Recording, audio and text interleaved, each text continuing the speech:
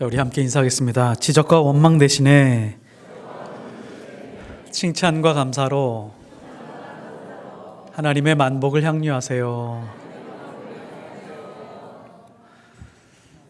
오늘 말씀의 제목은 시련은 영혼의 보약이다 라는 제목으로 하나님 말씀 전하겠습니다. 1905년에 프랑스 심리학자 아프레 비네라고 하는 사람이 사람의 지능 발달 정도를 수치화시켰습니다. 이것이 바로 IQ죠. 지능지수라고 말합니다. 지능지수가 높은 사람들이 인생을 잘 살아가고 성공할 수 있을 것이다 라고 하는 막연한 생각을 가지고 사람들이 생각을 하고 있었는데 꼭 그렇지만은 않았습니다. 1997년에는 미국의 스톨츠 박사라고 하는 사람이 21세기에는 AQ가 중요한 시대가 될 것이다. 그러니까 역경지수가 중요하다. 역경지수는 수많은 역경에도 굴복하지 않고 자기가 목표한 것, 자기가 목표한 인생의 방향, 흐트러짐 없이 그 목표를 성취하는 사람이라고 말하고 있습니다. 역경지수가 높은 사람은 세 가지 특징이 있다고 말합니다. 첫째는 자기 자신에게 닥친 역경이나 실패의 책임을 다른 사람에게 돌리거나 비난하지 않는다. 두 번째는 역경이나 실패가 자기 때문에 생겼다고 자기 자신을 비하하지 않는다. 그리고 세 번째는 자신이 직면한 시련을 얼마든지 해결할 수 있다고 믿는 확신이 있다. 이 세 가지가 잘 갖추어진 사람들은 역경지수가 높고 자기 자신에게 찾아오는 이 고난과 시련을 잘 이겨낼 수 있더라라고 그렇게 연구를 했습니다. 어떠신가요? 이 세 가지 중에 이 세 가지 다 해당되시나요? 아니면 한두 가지가 조금 약하신 부분이 있으신가요?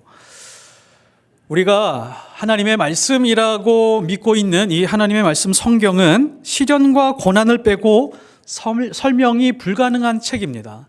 성경의 어느 책을 피더라도 시련과 고난에 대해서 말하지 않는 하나님의 말씀이 없습니다. 그래서 사람이 고난과 시련을 가장 잘 이겨낼 수 있는 이 최고의 방법이 있습니다. 그 최고의 방법은 하나님의 말씀으로 들어가는 겁니다. 하나님의 말씀으로 비추어서 자기 자신을 다시 한번 반추해 보는 것입니다. 성경은 이미 역경지수보다 더 확실하고 수준 높은 방법을 우리에게 말씀해 주고 있습니다. 그것도 아주 구체적으로, 실제적으로, 그리고 가장 확실한 방법으로 우리에게 가르쳐주고 알려주고 있습니다. 성경이 말하는 시련을 극복하는 과정을 또한 세 가지로 나눠볼 수 있습니다. 첫 번째, 시련이 찾아왔을 때 이런 말을 자주 하는 사람들이 있습니다. 나는 무엇 때문에, 나는 누구 때문에 이렇게 되었어. 남편 때문에, 아내 때문에, 자식 때문에, 시대를 잘못 만났기 때문에, 대학 때문에, 취업 때문에, 혹은 상처 때문에, 외모 때문에, 아니면 돈 때문에, 이렇게 무엇 때문에, 누구 때문에 라고 하는 핑계를 대면서 살아가는 사람들은 인생을 실패할 수 있는 가능성이 매우 높다. 성경은 우리에게 말씀해 주고 있습니다. 아주 확실한 예가 광야에 있던 이스라엘 백성들입니다.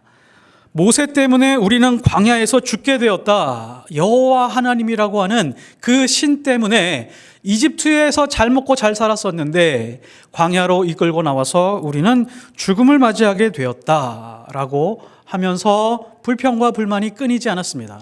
그래서 광야에 있었던 1세대 이스라엘 백성들은 모두 광야에서 죽었습니다.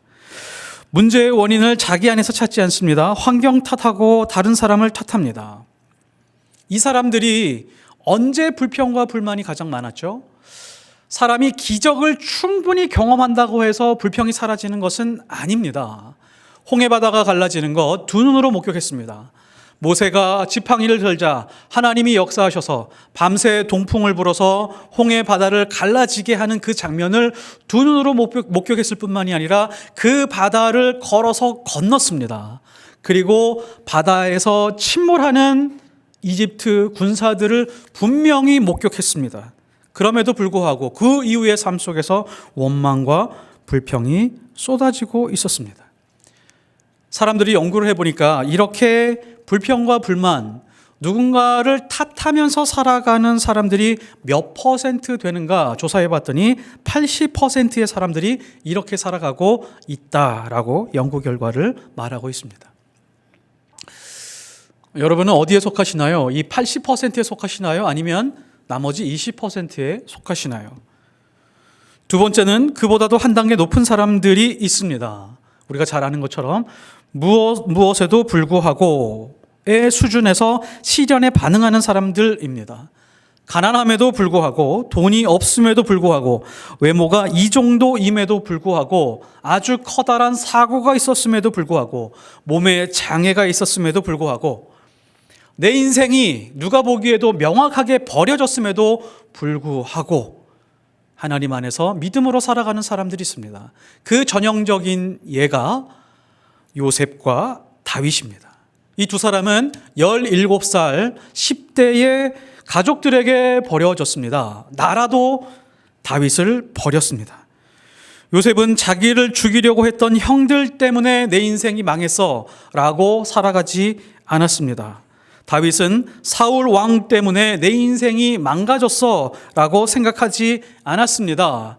내 인생의 현실이 이럼에도 불구하고 광야에서, 과목에서 하나님과 동행하고 하나님을 의지했습니다. 아무래도 절정은 다니엘의 세 친구 사드락과 메삭과 아벳느고입니다. 풀무불에 들어가서 이렇게 생각을 했죠. 우리가 풀무불에 들어간다라고 할지라도 하나님은 구원해 주실 수 있는 분이야. 그러나 그렇게 하지 않는다 손치더라도 나는 하나님을 의지하고 하나님께 영광을 돌려드릴 거야 라는 믿음으로 살았죠. 하나님만 믿고 의지했습니다. 핑계대지 않았습니다. 누구를 탓하면서 좌절하지 않았습니다. 우리는 오랜 시간 하나님을 믿고 섬기고 신앙생활 해오고 있습니다. 우리는 이런 믿음 속에서 살고 있나요? 아니면 또 불평과 또 괴로움과 원망 속에서, 좌절 속에서 살고 있나요? 세 번째는 더 높은 차원에 대해서 말씀해 주고 있는데요. 그 말씀이 바로 오늘 말씀 2절에 나와 있는 말씀입니다. 내 형제들아, 너희가 여러 가지 시험을 당하거든 내가 명확하고 분명하고 확실한 답을 알려줄게. 이대로 한번 살아봐. 그러면 하나님이 주시는 은혜와 능력을 경험하게 될 거야. 시련은 극복할 뿐만이 아니라 놀라운 은혜를 경험하게 될 거야. 내 형제들아, 너희가 여러 가지 시험을 당하거든 온전히 기쁘게 여기라. 고난과 시련이 왔을 때 기뻐하는 것은 인간적으로 불가능한 이야기입니다. 우리는 이 말씀을 내가 신앙생활하면서도 솔직히 받아들이기 힘든 영역으로 옆으로 밀어버린 다음에 이거는 아무나 하는 게 아니야. 성경에 나와 있는 인물들이나 하는 거지. 이건 진짜 힘든 말씀이야 라고 하면서 불가능한 영역으로 아예 옆으로 밀어버립니다. 그런데 그렇지 않습니다. 우리는 이미 이 말씀대로 살아본 적이 있습니다. 언제일까요? 아들의 위치에서 아들의 마음으로 사는 것이 아니라 아버지가 되어 아버지의 마음으로 살아갈 때 이렇게 살아갈 수 있습니다. 아버지가 회사를 다닙니다. 사업을 합니다. 온갖 수모와 수치를 당해도 참아내는 이유가 있습니다.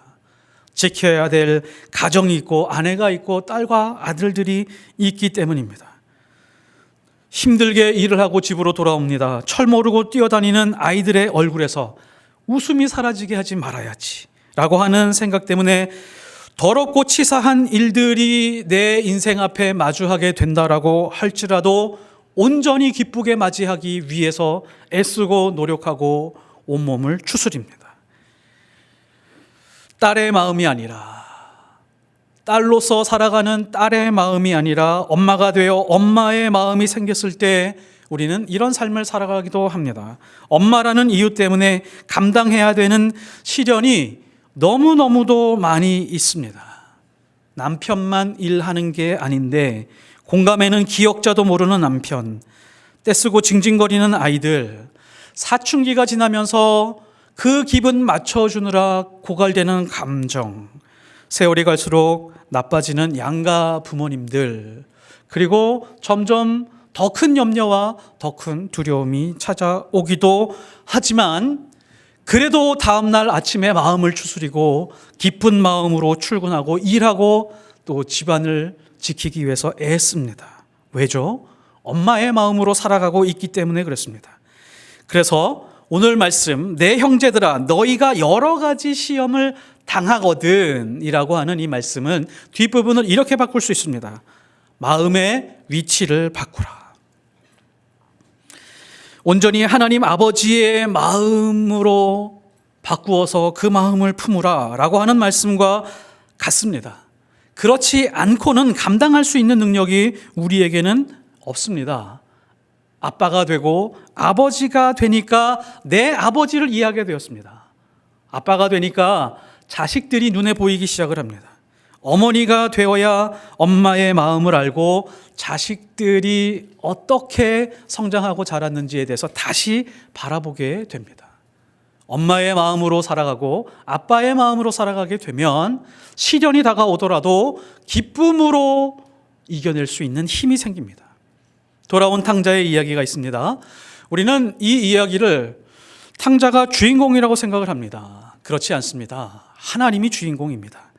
탕자의 이야기는 우리에게 아들의 위치에서 머물지 말고 아버지 하나님의 위치로 올라오라 라고 우리에게 주시는 메시지입니다. 아버지는 재산의 절반을 탕진하고 방탕하게 살던 아들을 원수처럼 삼아서 호적에서 파내지 않았습니다. 방탕한 자식이 그래도 아버지에게 돌아오겠다고 오고 있으니까 버선발로 달려갔습니다. 누가복음 15장 20절에 보면 아버지가 이렇습니다.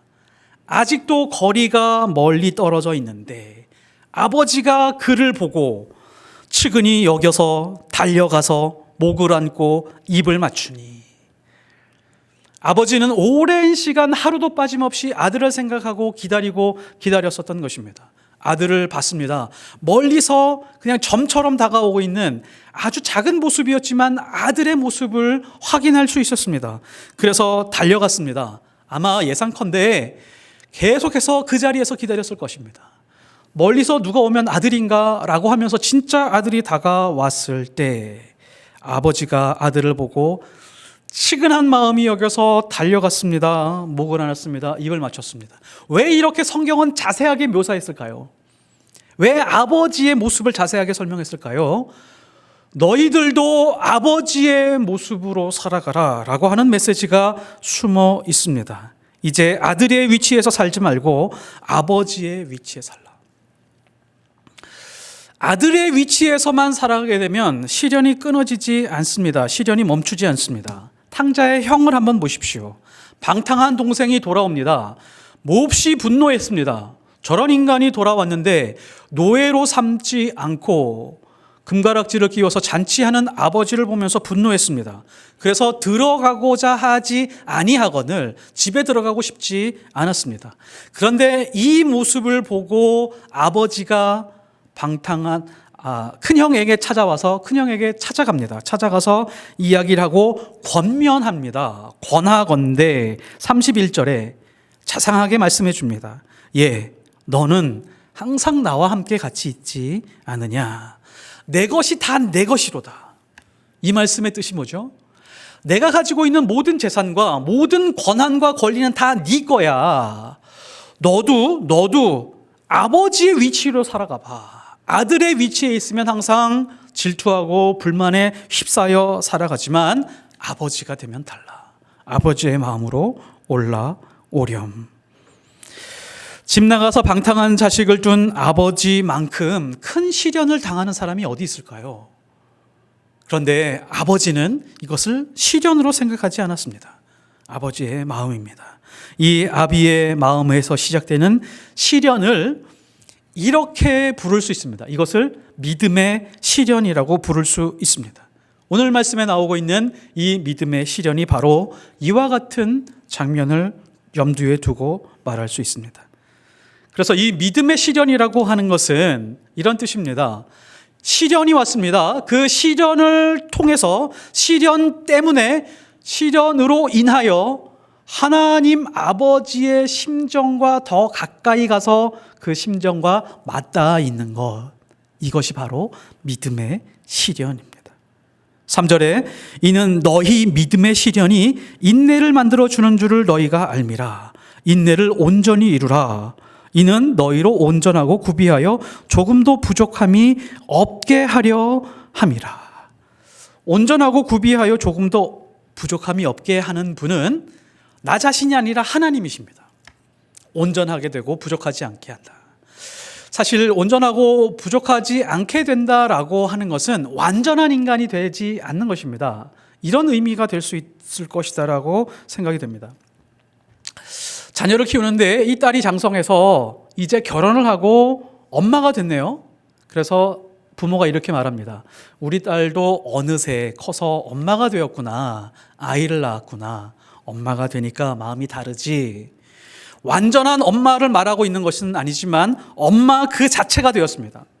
아들이 장성했습니다. 결혼했습니다. 이제 아빠가 되었습니다. 총각이었을 때와 아빠가 되었을 때가 완전히 다릅니다. 책임감, 가정을 지켜야 된다라고 하는 그 무게가 자기 어깨 위에 있습니다. 완전한 아빠는 아니지만 아빠 그 자체가 되었습니다. 아빠로서 온전하게 된 것이죠. 이것이 바로 온전하고 구비하여 조금도 부족하지 않게 하는 하나님의 이끄심이고 인도하심입니다. 우리는 언제 온전하게 된다고요? 하나님의 심정을 닮아갔을 때, 그리고 딸이 엄마의 마음을 이해하기 시작했을 때, 아들이 아버지의 마음이 이해가 되었을 때, 너도 아빠가 되었구나, 너도 엄마가 되었구나, 온전하게 되었구나 라고 말할 수 있습니다. 그래서 시련은 항상 극복할 때요, 항상 실력과 능력으로 극복하는 것이 아닙니다. 우리가 착각하는 것이 있죠. 시련이 왔을 때, 고난이 왔을 때, 돈의 문제가 있을 때, 사업에 어려움이 있을 때, 돈이 조금 더 많으면 되겠다. 돈을 어떻게 확보할 수 있을까? 어떻게 대출을 받을 수 있을까? 어떤 좋은 인맥은 없을까? 주변을 막 찾아보려고 하는데, 실력과 능력으로 해결하려고 하는데 그렇지 않습니다. 하나님의 사람들은 이 시련을 어떻게 극복하냐면 하나님의 사랑에서 출발하는 겁니다. 하나님의 사랑, 하나님의 계획, 하나님이 내 인생을 향한 그 뜻과 의미에서부터 풀어가는 것이 가장 확실한 방법입니다. 이것을 지혜라고 말하는 것이죠. 물론 시련은 지울 수 없는 상처가 있습니다. 시련이 크면 클수록 우리의 삶과 인생은 점점 위축이 되는 것 같습니다. 수축되고 작고 초라하고 볼품이 없어 보이게 만들기도 합니다. 그런데 확실한 것은 여기에서 끝나지 않습니다. 믿음의 시련이라고 하는 것은 그 끝이 항상 해피엔딩입니다. 믿음의 시련도 힘들고 괴롭고 고통스러운 것이지만 믿음의 시련이기 때문에 하나님께서 후히 주시고 꾸짖지 않은 놀라운 은혜와 섭리가 기다리고 있습니다. 운동 경기에 공들이 많이 있죠. 그 공들 중에 가장 못생긴 공이 골프공인 것 같습니다. 골프공에는 특징이 있죠. 어떤 특징이죠? 수많은 굴곡이 있습니다. 수많은 흠집이 있습니다. 이 굴곡을 딤플이라고 합니다. 골프공도 처음에는 이렇게 딤플이 많았었던 것이 아닙니다. 맨들맨들하게 동그랗게 탁구공처럼 아주 매끄러운 그런 공이었습니다. 그런데 골프공을 계속 쳐서 사용하다가 보니까 골프공에 흠집이 생기기 시작을 했습니다. 돌에 부딪히고 여러 가지에 부딪히다 보니까 흠집이 생기기 시작을 했는데, 그래도 연습하면서 골프를 계속 치다가 보니까 매끈한 공보다도 흠집이 나 있는 공이 더 멀리, 더 안정적으로, 더 옳은 방향으로 나아가고 있는 것을 알게 되었습니다. 그래서 1860년 즈음에 누군가 이것을 깨닫기 시작하고 이것을 한번 새롭게 만들어 봐야겠다 생각을 했는데 1905년쯤에 이것을 상품으로 만들기 시작을 했습니다. 그래서 아예 골프공을 생산할 때부터 딤플이라고 하는 흠집을 만들었습니다. 골프공은 지름이 4.3cm죠. 작은 공입니다. 이 작은 공인데 딤플이 몇 개 있을까요? 홈이 몇 개 정도 있을까요? 수십 개? 수백 개? 한 300에서 450개 정도 있다고 합니다. 한 400개 정도는 있어야 이 공이 잘 날아갈 수 있다고 합니다. 공기의 저항을 덜 받으면서 올바른 방향으로 나아간다고 합니다. 더 멀리 더 정확한 방향으로 날아가는 것이죠. 우리 인생에도 흠집이 많습니다. 이것저것 시련과 괴로움과 고통 중에 생겨난 흠집들이 많이 있죠. 셀 수 없는 흠집들이 있습니다. 살다 보면 크고 작은 일들 때문에 그 굴곡이 사라지지 않습니다. 우리는 원하잖아요. 이 굴곡이 사라져서 매끈한 삶으로 다시 회복되길 원합니다. 근데 하나님이 그것을 매끈한 삶으로 회복시키는 것이 아니라 그대로 내버려 둡니다. 그리고 수백 개의 딤플을 안고 살아갑니다. 이 딤플은 누가 만들었을까요? 1905년 영국의 기술자 테일러라고 하는 사람이 만들었습니다. 골프공 스스로가 딤플이 필요해, 흠집이 필요해 스스로 자기 공의 흠집이나 딤플을 만들어내지 않은 것처럼 우리 인생에 있는 흠집도 누가 만들었을까요? 하나님이 만드셨습니다. 그리고 그 흠집과 굴곡을 완전히 원상태로 회복시키지 않고 그대로 내버려 두시기도 하셨습니다. 우리 인생의 딤플도 하나님이 의도적으로 만들어갈 때가 있습니다. 연속해서 계속해서 만들어갈 때가 있습니다. 이사야서 45장 7절 나는 빛도 짓고 어둠도 창조하며 나는 평안도 짓고 환난도 창조하나니 나는 여호와라. 이 모든 일들을 행하는 자니라 하였노라. 우리 생각으로는 시련 때문에 인생이 더 힘든 것 같습니다. 어떨 때는 수렁에 빠져서 헤어나오지 못하는 것을 경험할 때가 많이 있습니다. 이것이 바로 하나님께서 우리 인생에 만드신 딤플입니다. 왜 이렇게 창조하시고 어둠을 창조하시고 환난을 창조하시고 그러실까요? 왜 수렁에 빠져서 한참 동안 견디고 인내하게 만드실까요? 이것이 우리 인생의 딤플인데요. 우리 인생의 수준이 더 높은 곳에 올라가게 하기 위한 하나님의 뜻입니다. 잘못된 인생의 방향으로 가고 있을 때 올바른 방향으로 진행하게 하기 위한 하나님의 뜻입니다. 더 좋은 곳으로 인도하기 위한 하나님의 계획과 섭리와 의도입니다. 여기까지는 하나님이 하시는 일입니다. 구체적으로 하나님이 우리를 만드시고 빚으시는 일들입니다. 우리는 하나님의 작품이라고 말할 때 아름다운 조각상 같은 생각을 하고 있지만 우리 생각과 다르게 하나님은 때로는 볼품없는 작품으로 우리에게 남겨주실 때도 있습니다. 여기까지는 하나님이 하는 일입니다. 그 다음에 우리가 해야 될 일이 무엇인지 말씀하고 있습니다. 5절에서 하고 있는 말씀인데요. 이 말씀은 마치 이와 같습니다. 시련의 때에 반사신경처럼 실행하라 라고 하는 말씀입니다. 5절 너희 중에 누구든지 지혜가 부족하거든 모든 사람에게 후히 주시고 꾸짖지 아니하시는 하나님께 구하라. 그리하면 주시리라. 모든 믿음으로 구하고 조금도 의심하지 말라. 의심하는 자는 마치 바람에 밀려 요동하는 바다 물결 같으니. 마치 시련이 왔을 때 반사신경처럼 하나님 앞에 엎드려서 기도하라. 간구하라. 머뭇거리지 마라. 걱정과 염려와 불안이 들어올 틈을 두지 말고 먼저 하나님 앞에 엎드리는 것부터 시행하라. 시련을 풀어나가는 가장 위대한 지혜는 하나님께 엎드려서 기도하는 것입니다. 오늘 말씀에 여러 가지 중요한 단어가 나오고 있지만 의심이라고 하는 단어가 중요합니다. 디아크리노메스라고 하는 단어인데 이 단어의 뜻은 이겁니다. 심리적으로 두 마음을 품고 분리된 상태를 말합니다. 하나님 앞에 지혜를 얻는 가장 확실한 방법이 어디서 시작이 되느냐?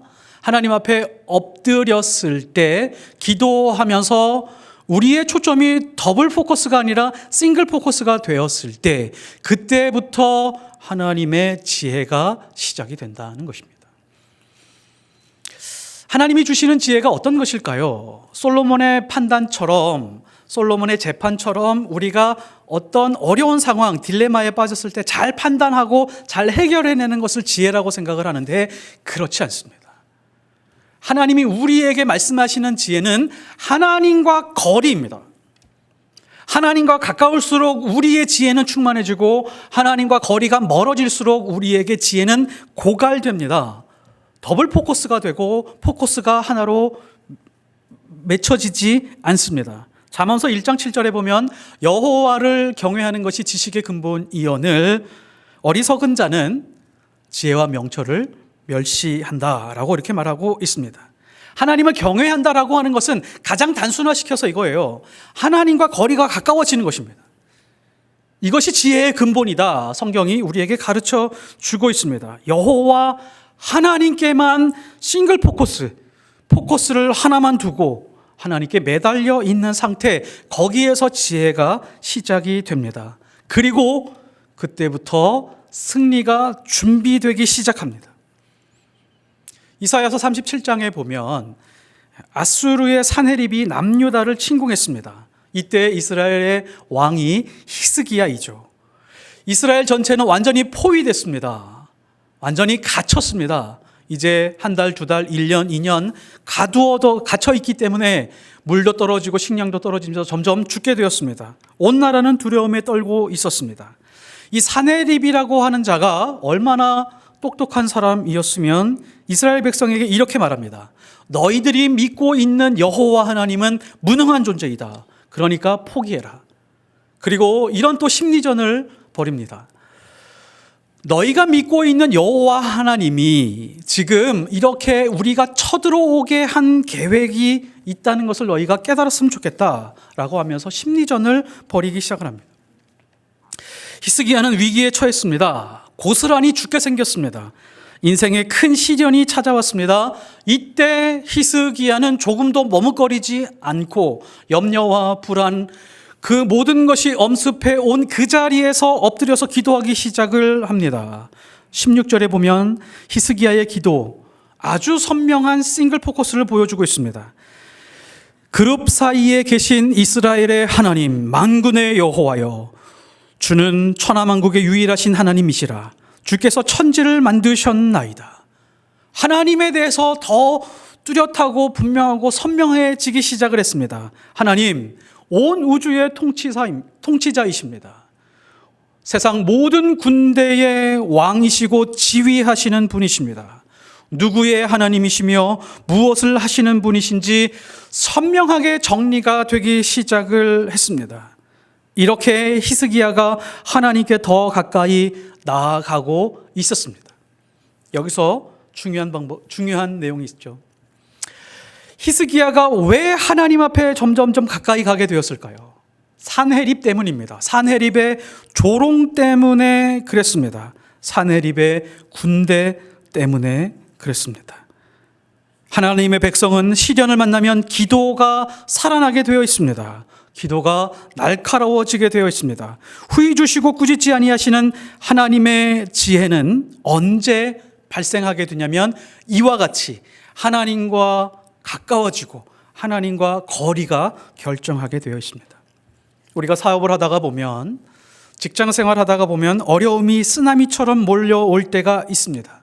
한 번만 시련으로 몰려오는 것이 아니라 여러 번 굉장히 크게 감당할 수 없을 정도로 몰려올 때가 있습니다. 어떤 때는 가정을 풍비박산낼 정도로 두려움에 휩싸일 때가 있습니다. 사업의 위기를 사업의 문제로만 풀려고 하지 말고 하나님의 말씀은 이렇게 말하고 있습니다. 하나님과의 거리로 풀어가라. 우리는 돈 문제가 생겼을 때, 질병의 문제가 생겼을 때, 인생에 여러 가지 어려움의 문제가 있을 때 하나님과의 거리로 풀려고 하지 않고 내 생각과 내 실력과 내 능력으로 풀려고 합니다. 사업의 위기가 나로 하여금 하나님께 더 가까이 가게 했다면 그것이 바로 축복입니다. 질병 문제도 마찬가지입니다. 질병의 시련이 얼마나 하나님과 더 가까운 거리에 있게 했는가, 이것이 바로 질병의 의미와 질병의 뜻을 결정하는 아주 중요한 시금석입니다. 질병으로 인해서 하나님을 더 깊이 만날 수 있다면 그 질병은 축복입니다. 이 질병을 치유하느냐, 치유되지 않느냐는 그 다음 문제입니다. 대학 가는 문제, 직장에 들어가는 문제도 마찬가지입니다.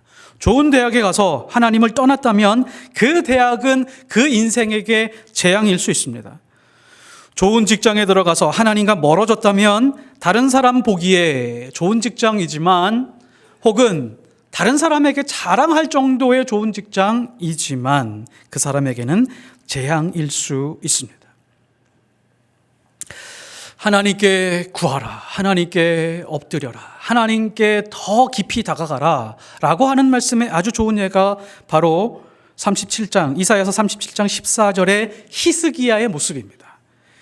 히스기야가 그 사자들의 손에서 글을 받아보고 여호와의 전에 올라가서 그 글을 여호와 앞에 펴놓고 기도하여 이르되, 지금 사네립이 히스기야에게 문서를 보냈습니다. 그 문서의 내용을 펼쳐보니까 항복하라는 문서였습니다. 위협하는 문서였습니다. 너희들 다 고스란히 죽을래? 항복할래? 라고 하는 그런 문서였습니다. 두려웠습니다. 그 위협과 두려움을 그대로, 두려움 속에서 헤매지 않고 그 두려움 그대로 하나님 앞에 엎드리기 시작을 했습니다. 그 글을 여호와 앞에 펴놓고 기도하여 이르되, 그 문제의 리스트가 곧바로 기도의 리스트로 바뀌었습니다. 그 환난의 리스트가 아픔과 상처들과 괴로움과 고통들 어느 것 하나 빠짐없이 두려운 것들 모든 것을 펼쳐놓고 하나님 앞에 엎드렸습니다. 히스기야의 믿음이 강력했었던 이유가 바로 여기 있습니다. 문제의 리스트를 모두 기도의 리스트로 바꾸어 놓았습니다. 고통과 괴로움의 리스트를 기도 노트로 바꾸어 놓은 것입니다. 그래서 이런 말이 있습니다. 성도에게 문제가 있는 것이 아니라 기도의 제목만 있을 뿐이다. 히스기야가 그런 인생을 살았습니다. 기도 제목을 자기 자신이 스스로 썼나요? 그렇게 쓰지 않았습니다. 산헤립이 다 써준 기도 제목이었습니다. 시련이 써준 기도 제목을 복사해서 하나님 앞에 가져간 것이 아니라, 한참 두었다가 하나님 앞에 가져간 것이 아니라, 그것을 고스란히 들고 원본 그대로 하나님 앞에 가서 엎드리기 시작을 했습니다. 우리의 시련이 기도를 강하게 만든다면 시련을 이길 수 있는 믿음이 그 자리에서 시작이 됩니다. 존 맥스웰이라고 하는 사람이 이런 말을 했습니다. 그리스도인들은 남들이 자기에게 던진 벽돌을 주워다가 튼튼한 성을 쌓는 사람이다. 세상에 살다가 보면 분명히 이것은 마귀가 던진 벽돌들이 있습니다. 그리고 사람들이 던지는 벽돌들도 분명히 있습니다. 그것이 우리에게 시련을 가져다 줍니다. 고난을 가져다 줍니다. 마음이 굉장히 힘들고 괴롭게 만듭니다. 그런데 하나님의 백성들은 그것을 모아서 무엇을 만드냐면 든든한 믿음의 성을 쌓아가기 시작을 합니다. 마치 제갈공명의 전략과도 같습니다. 제갈공명이 적군으로부터 날아오는 그 화살들을 잘 받아서 다시 뽑아서 적군에게 쏘는 것처럼 이것도 마찬가지입니다. 시련이 왔을 때 시련을 모두 기도의 제목으로 바꾸고 하나님께 쏘아 올리는 겁니다. 우리가 기도의 제목을 잘 찾지 못하니까 하나님께서 시련을 통해서 기도의 제목을 주시는 것입니다. 하나님의 백성은 시련을 만났을 때 기도가 살아납니다. 기도가 날카로워집니다. 아수르의 사네립은 어떻게 되었을까요? 히스기야는 군사적으로 대응하지 않았습니다. 실력과 능력으로 전쟁에서 이기려 하지 않았습니다. 하나님 앞에 전적으로 엎드렸을 뿐이었습니다. 여호와의 사자가 일어나서 아수르 진중에 18만 5천 명을 쳤습니다. 밤이 지나고 아침에 일어나서 진중에 찾아가 보니까 시체뿐이었습니다. 그리고 아수르의 사네립은 니느웨로 돌아갔습니다. 돌아간 다음에 두 아들에게 살해당합니다. 기도로 승리한 히스기야의 모습, 이것이 우리의 모습이 되었으면 좋겠습니다. 말씀의 결론을 맺겠습니다. 우리는 살면서 많은 시련과 고난을 당합니다. 우리가 절대 선택하지 말아야 될 것은 이것입니다. 누구누구 때문이다, 무엇 때문에 탓하며 살지 말아야 됩니다. 하나님의 백성들은 믿음을 가지고 있는 사람들은 그렇게 사는 것이 아닙니다. 오히려 아버지 하나님의 마음으로 기뻐하는 사람들입니다. 시련과 고난이 왔을 때 두려움과 염려와 불안이 증폭되고 있을 때 그때 바로 하나님 앞에 엎드리면서 기도 중에 하나님이 내 인생에 하고 계신 딤프를 발견하면서 하나님의 뜻을 발견하게 될 때 이것을 지혜라고 말합니다. 그리고 하나님이 내게 하신 일을 우리가 잘 정리해서 믿음으로 살아가는 것입니다. 하나님께 엎드려야 됩니다. 시련과 고난의 세밀한 것을 모두 기도의 리스트로 바꾸어야 됩니다. 그러면 세상의 협박과 조롱도 이겨낼 수 있습니다. 히스기야는 하나님께 엎드렸을 뿐인데 하나님께서 정리하시고 하나님께서 질서를 바로 잡으셨습니다. 우리를 온전하고 구비하여 조금도 부족함이 없는 아버지의 마음으로 닮아가게 하시는 그 하나님의 뜻, 그것을 우리가 받아들이고 우리가 그렇게 살아가길 원합니다. 이런 은혜 안에서 살아가시기를 예수 그리스도의 이름으로 축복합니다. 기도하겠습니다. 하나님 아버지, 이 땅을 살아가면 시련은 필수 과목이라는 것을 우리가 잘 압니다. 그런데 시련을 피하는 방법을 우리가 아직도 잘 모를 때가 있습니다. 하나님은 오늘 말씀하고 있습니다. 무엇 때문에 환경 탓하거나 사람 탓하지 말고 하나님 앞에 엎드려서 후회 주시고 꾸짖지 아니하시는 하나님과 가까이 하라. 하나님을 경외하라. 염려와 두려움이 더 증폭되기 전에 하나님 앞에 엎드려라. 그렇게 말씀하고 있습니다. 거기에 승리가 있는 줄 믿습니다. 거기에 은혜가 있는 줄 압니다. 그 자체가 바로 지혜인 줄을 믿습니다. 그 시간이 지나갈 때 믿음의 시련으로 또 인내하며 그 시간을 지나갈 때 하나님께서 온전하게 하시고 구비하게 하셔서 아버지 하나님의 마음을 닮아 이제는 우리가 그 시련 안에서 기뻐하며 받아들일 수 있는 그런 성숙한 믿음의 수준으로 인도하여 주실 줄을 믿습니다. 그런 믿음으로 살아가게 하옵소서. 예수 그리스도 이름으로 기도드렸사옵나이다.